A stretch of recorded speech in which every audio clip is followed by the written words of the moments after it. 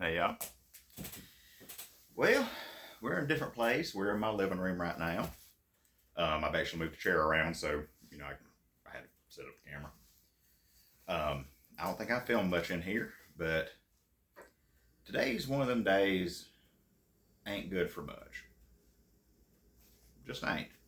It's very dreary outside. It's raining just enough to where you don't really want to get out and do anything in it.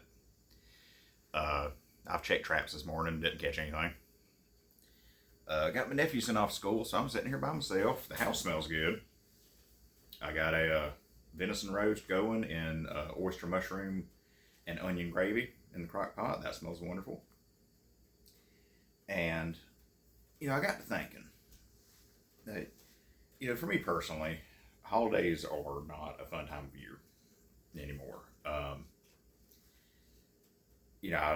I have spoke about on the channel that, I've experienced a lot of loss in the past couple of years, and loss of people that were the main people that I did holiday stuff with. I do have my little tree contrivance. I have a video where I showed how I made my little Christmas tree thing. I have that going right now. I hadn't even plugged it in a lot. But I decided I plugged it in, and I was sitting here and I was like, it's just a lazy day. It's, a dreary day, and it's easy around this time of year, especially if you have experienced loss or you have problems with family, which personally I do. I'll be honest with you, aside from passing out some presents, I'm not participating in a lot of our Christmas stuff. And it's really easy to get yourself down that way, but I decided today ain't a good day to do that. And so I fixed myself a cup of very strong coffee in one of my favorite, I call it my tree stump mug. Very strong coffee. And I thought about what me and my grandpa used to do whenever it was a day like this around the holidays.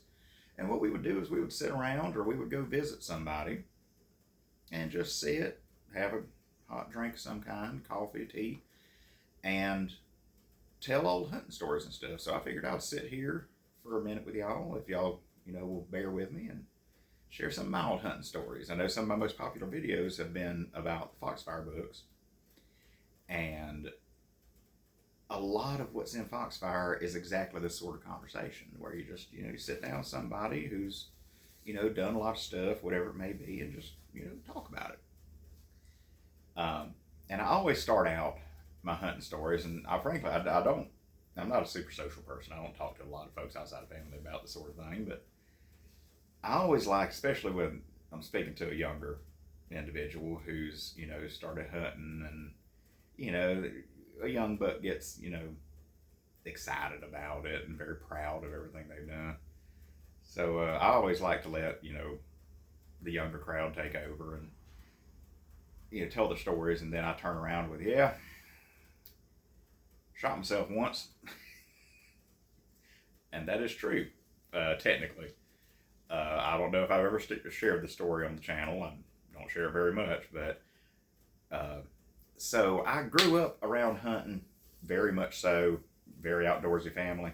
This painting you can see over the top of my head right here is my great uncle Aaron, bless his soul, had gone on a hunting expedition and found a baby owl and raised it, and he painted this. You can't really see it, the whole thing, but it's a painting of an owl that he raised. Very outdoorsy family. I admittedly, during my youth and teenage years, I would go fishing with Grandpa. I did a little bit of hunting and stuff. My former stepfather took me hunting a couple times, but it wasn't really my thing until I got a little bit older and came to appreciate it. And so my hunting career didn't really start until I was 19, 20 years old. And I was at my great uncle David's land, and I'll tell y'all a couple stories about him in the course of this video. He has two fields split by a tree line, very heavily forested with two trails that run through it. Very fun place to hunt, especially if you hunt small game. Great squirrel, great rabbit hunting, a couple of good deer fields, and he plants them for dove as well. That's where we dove hunt. And so I'm walking around, and I've got my grandpa that year for that Christmas. He had bought me my first shotgun. It was a Stevens single shot 12 gauge Great gun, by the way. But so I was chasing a squirrel. Now I say I was chasing a squirrel. I wasn't running or nothing, but like I had. So a Stevens single shot 12 gauge. You pull it back, goes to cock, and you fire. To release it without firing the shell, you have to hold the hammer with your thumb and depress the trigger and slowly let it down, right? And I knew that. I knew how to do it. So the squirrel, he got away from me. It happens sometimes. They get away from you. And so I was like, oh, shoot. All right.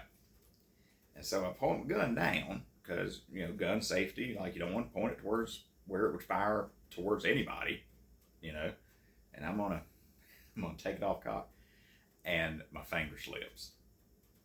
And that thing goes off. Wow. And it scared me to death. I just froze. I froze, and all of a sudden, my nose got hot. I mean, hot. And it was hurting. I reached up. I was bleeding. Lord. And so I get under my fingernail. I get to picking. And I pick a red hot lead BB from a piece of dove shot where this gun had went off, hit a tree stump next to me, ricocheted, and one of them pellets came back and hit me on the inside of my septum right here. I wish I knew what happened to it. I kept that BB for a long time, but I sat there. I didn't tell nobody about that for years. I mean years. I didn't want to go in and tell my grandpa, well, Papa, I was out chasing a squirrel, managed to shoot myself in the nose, but I can tell you what a bullet feels like. I can tell you what a pellet feels like anyway. They come out of there hot as fire, let me tell you. That's the main thing I remember, is that it was just like, whew, and all of a sudden burning right there. It was terrible. Oh, that same great uncle, and I'll go ahead and give the warning now that I try not to curse or anything on this channel very much, but I'll curse for the sake of the stories. My great uncle, he's the last living member of that side of the family. There was either 16 or 17 of them in total. 2 or 3 of them died in their very, very young youths. They had a couple of siblings died as babies. One of them died, I believe, when he was 2 years old. So for the majority of it, it was 14 of them, including my grandfather. My great uncle David. Dave is the last of them surviving. And Dave's trip, Dave has since had a stroke that affected his tongue and his throat, and he can't talk very well now. He carries around like a little whiteboard thing with him that he can relay messages with. He tries to talk, and if you're around him enough, you can get what he's trying to say. But what's sad about that is that he was an excellent storyteller. He was an amazing storyteller. Loved to talk. He wanted you to know. And he kind of sounded like Foghorn Leghorn a little bit. He had that very Uncle David sounded like he owned a plantation. I'll say it that way. He had that very kind of accent like that. And me and my grandpa were out there. Like I said, he had these 2 fields, split field with a tree line. So when we went dove hunting, we just went dove hunting. We're in mossy oak t-shirts because it's August and it's still hot as fire in Alabama. Or September, whenever it was. And blue jeans. Uncle David is out there, good Lord. He is going on a safari in Africa. He is mossy oak boots, pants, shirt, long sleeve shirt, gloves, a veil, a hat. His 4-wheeler that he's driving is painted mossy oak, and his gun is painted mossy oak. There's no reason for this because he doesn't like to hunt. All he does is take that 4-wheeler. He says he's scaring up birds for us is what he does. He wants to get out there and talk and drive that 4-wheeler around this trail. All right. So he ends up in the back field. We're in the front field. It's been a pretty good day hunting. We killed a few birds. And we hear for the backfield, in the state of Alabama, you have to plug your shotgun to where if you have an automatic shotgun, it can only fire 3 rounds. That's how you have to hunt birds here. And so we hear pow, pow, pow. So he's emptied his shotgun. Cool. And so we get looking, we don't see any birds. And I see Uncle David has several small dogs, little like beagle mixes. And we see this dog just trotting along. He's this old dog. And he comes out of that backfield, goes up to the house. Uncle David comes up on that four-wheeler. And he looks at me and says, Matthew, I swear I killed that damn bird. I must have a fox or a snake or something. Because I know I killed him. I saw him hit the ground, but I can't find that son of a bitch. And I said, well, Uncle David, your dog just come by with something in his mouth. It might have been a bird. He said, oh, hold on. He drives up the house. And so we sit there, we're hunting. He comes back a few minutes later. Y'all, let me tell you, I had that cane pole, fishing pole by the back porch. I whipped the shit out of Bullet to stealing that bird. I said, Uncle David, it wasn't Bullet. It was your other dog. Bullet's just been at the house. The other dog, whose name escapes me, he had got the bird. He didn't even harm it. I dressed that bird. He just retrieved it. And David took and whipped that dog with a fishing pole. That poor creature. And I hate to laugh about it, but God help, can you imagine that dog was just like, Daddy's gone crazy. He was a funny, he is a funny dude. I mean, he's still around. Where, again, his storytelling has gone downhill given he had a stroke. God help, he could not abide a snake. I like snakes. I'm basically the only one in the family that does. A lot of my family cannot abide snakes. We had a few family members in various generations die from snake bites. I mean, we stay out in the water, we stay out in the woods, that's the hazard of it. But so a lot of the family don't like snakes. So me, my grandpa, and David, we went to, I don't understand where the name came from. This has never been explained to me, but it's this little piece of land that is partially family owned. David's daughter married a guy whose daddy owns this piece of land, and we're allowed to be there. They've always called it the Greenhorn. I don't know why this piece of land is called the Greenhorn.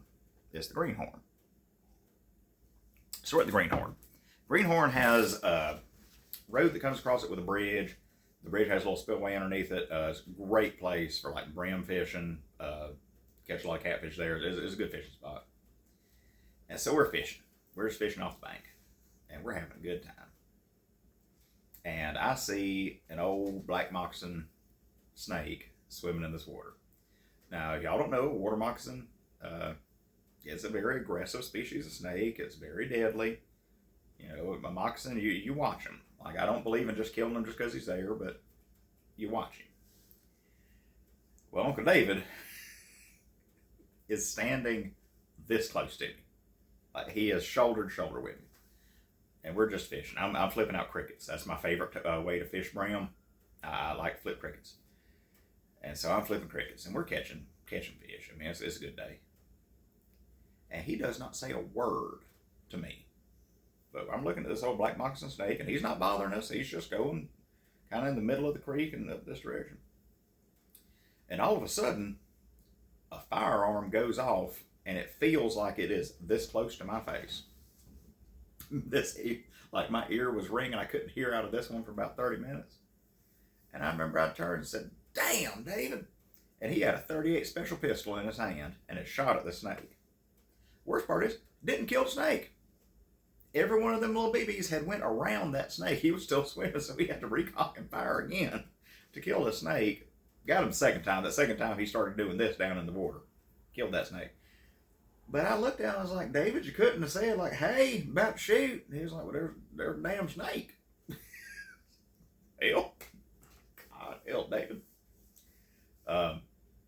He also said one of the funniest things to me that has ever been said to me about hunting and trapping. He is not a trapper. I am the trapper of the family. There's been a little bit of trapping done, like, you know, recreationally. I'm the trapper. I'm the trapper and I'm the forager. I'm the one that knows about those things. I never will forget Uncle David let me trap his land. The first time he let me trap his land, he was so excited about it.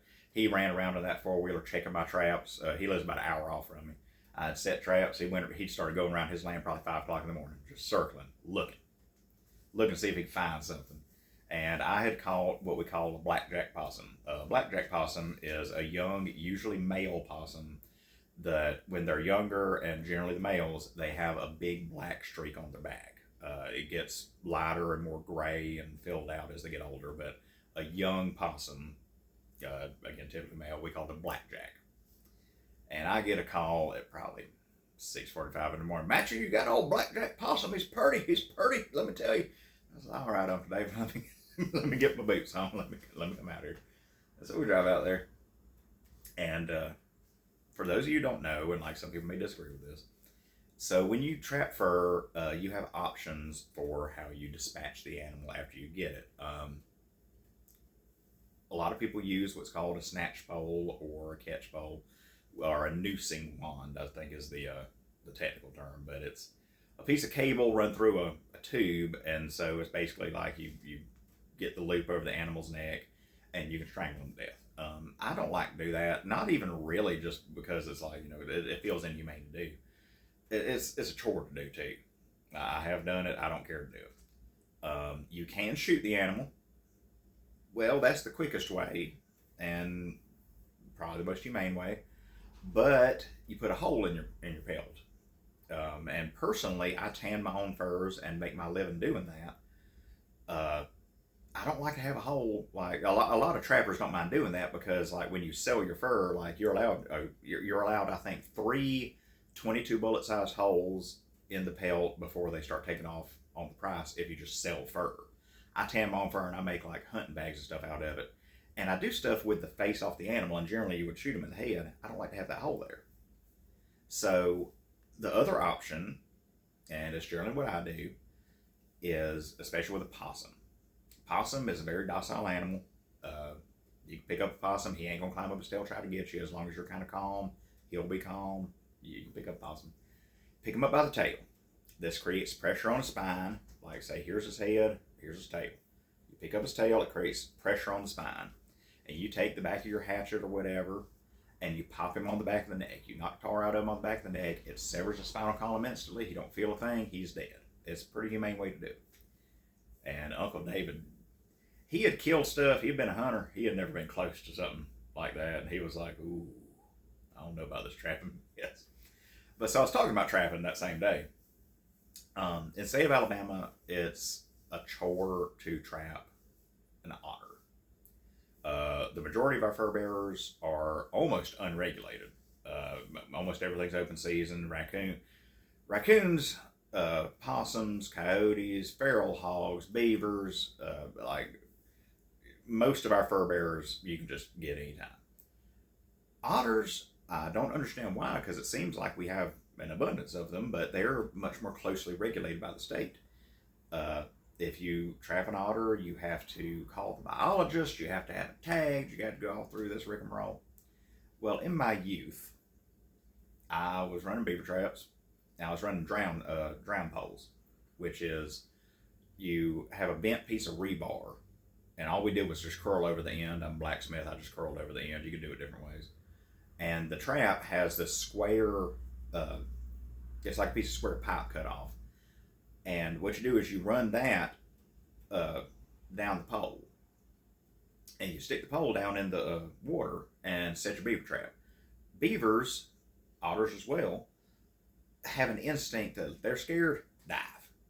And the reason it's called a drown pole is because you catch the beaver and that link of that trap goes down this piece of rebar down into the water. It won't come back up because it's square. It catches. And so he dives, it goes down there, and you go check it, and if your trap's at the bottom of the water, you probably got a critter in it. That's how that works. Well, I caught me an otter. I wasn't supposed to catch me an otter, but I mean, it happens sometimes. You catch a non-target animal. And I was young. I was very young doing this.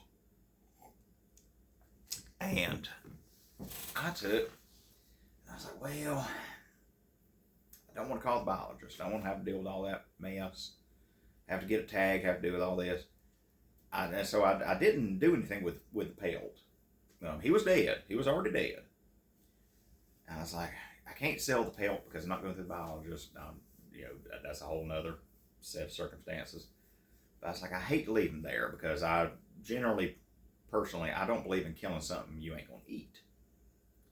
And so I dressed out this otter, and I got him home, and I was gonna cook him. And let me tell you, he was terrible. Otter ain't good to eat, y'all. Otter ain't good to eat. Uh, Duck hunters who watch this channel will tell you the same thing. Like you say the same thing of waterfowl. Any waterfowl that prefers to eat fish instead of like grass and stuff, they taste worse. Critters that eat fish and shellfish in particular, they got a taste to them, and it ain't fishy. It ain't that, but it's terrible. But so I get this otter. I don't even remember what the first thing I tried to make out of him was, and it was god awful. I mean, you just couldn't eat it. The only way I could figure out to cook him that you could somewhat eat him was I took and like you would do. A lot of people do like hog's feet this way. They'll do neck bones, stuff like lesser cuts of hog. Is I boiled the meat in water, vinegar, and red pepper for a long time. I mean, a long time. Threw that water away. That water wasn't no good. That wasn't good broth. But I picked the meat, and I believe I made stew off of him. I think I made stew. I think I did like onions, carrots, taters. Made just like a stew off of him. And the only reason he could eat it is because he been cooked so long that you couldn't tell what he was. It was awful. And I remember I told David about that that day that I trapped his land, and he was like, "Well, Matthew," that's what he called Matthew. He said, "Well, Matthew, I believe you." He said, "I just don't believe there's a critter that could take a small brim, eat him, and shit that skeleton whole and be good to eat." I said, "Well, David, I reckon you're right." I mean, but yeah, we've had some fun times, just hunting, fishing, doing these things. I'll tell you one more because I see this video is getting a little bit long. Me and my grandpa, ooh, we had a day. So we went to Gamage Road in Eufaula, Alabama. It's a little bit off from where I live. It's close to the Georgia line. Actually, Lake Eufaula is split between Alabama and Georgia. And we run catfish jugs up there. Good catfish. Very, very good catfish. So we're running jugs.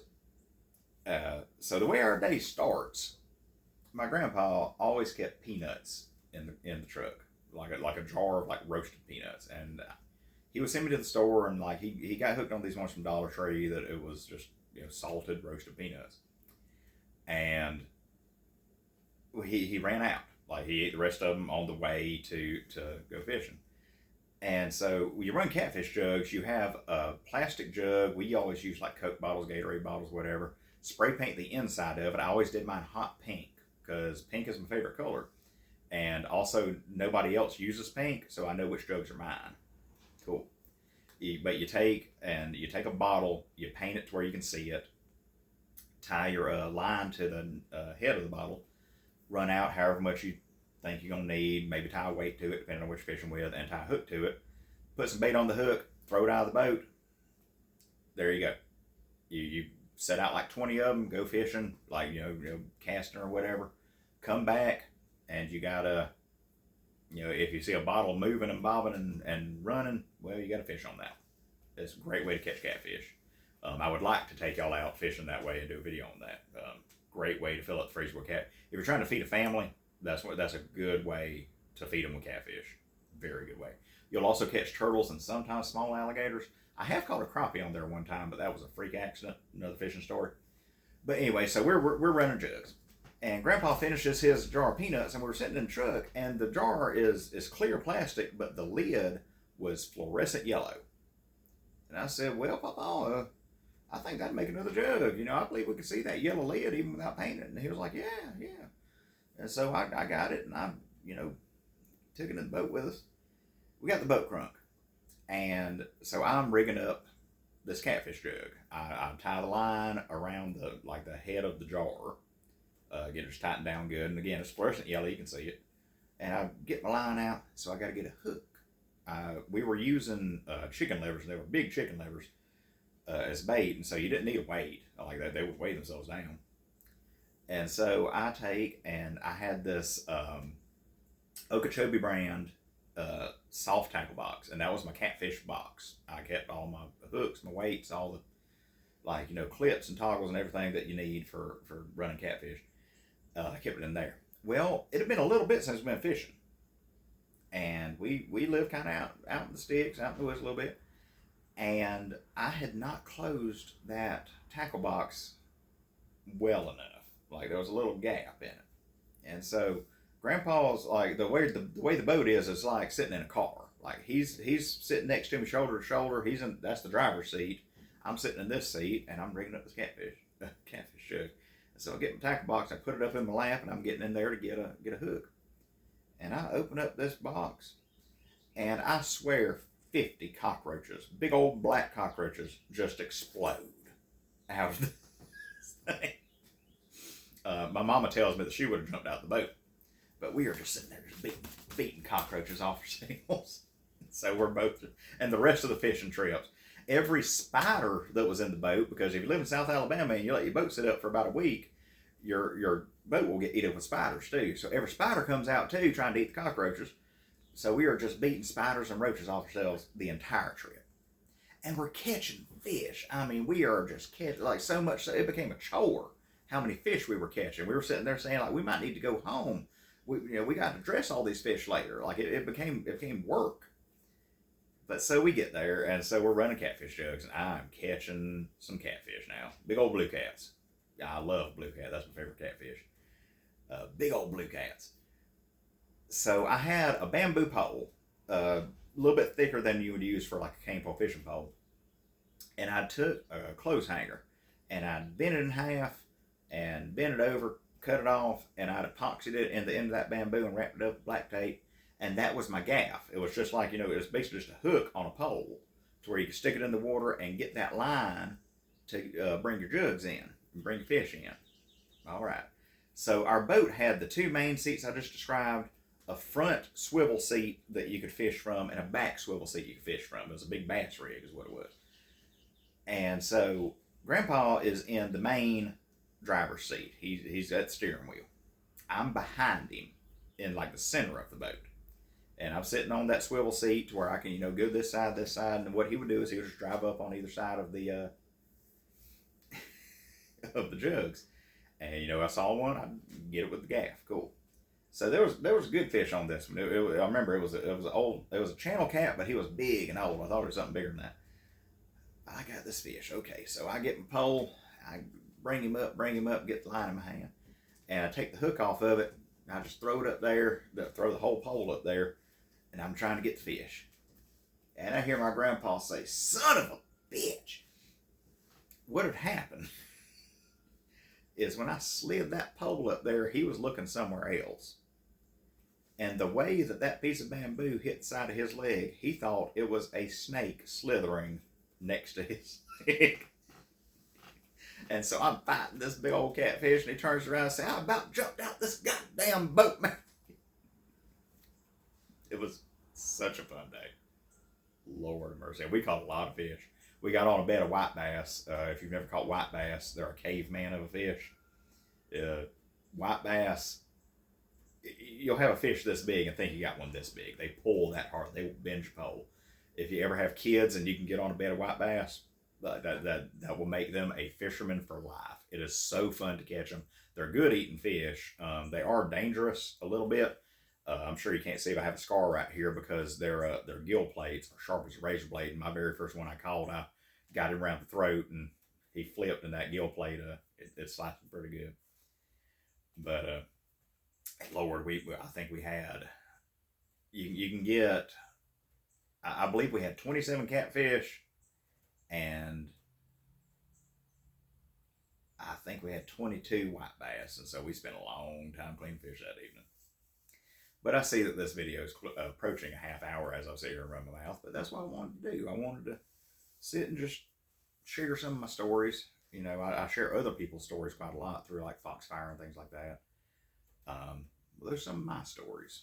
And, if y'all enjoy it, let me know, and I can do another one of these. Absolutely, I got a lot more to tell. But so I appreciate y'all so much for joining me for a holiday cup of coffee. I hope that y'all are having a good holiday. If you're not having a good holiday, that's okay. I'm not neither. I'm having one of the worst ones I've ever had. But that's no reason that you can't make the best of the situation, in my opinion. So I appreciate y'all so much. If you've made it this far listening to me gab, and I will see y'all on the next one. So y'all have a good day, and I appreciate y'all. Happy holidays.